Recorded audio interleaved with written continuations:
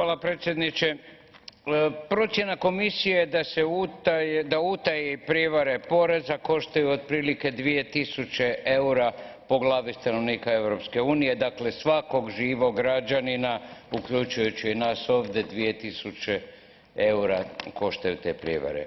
Raspravljali smo pred par mjeseci o programu Hercules III, kako bolje i učinkovitije štititi novac koji pripada građanima Europske unije i državama članica. Bojim se da mnoštvo rezolucija i izvješća samo zamagljuje stvar.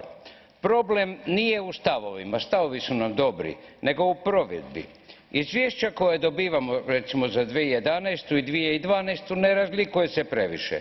Novca je premalo, skoncentriran je u premalo ruku u Europi, a europski fondovi, kao i ono što pripada državi, izgledaju ogromno i ne previše dobro čuvano. S druge strane, novac poreznih obveznika treba čuvati poštujući ljudska prava, posebno ono na privatnost. Zato nam očito treba više Europe. Hvala.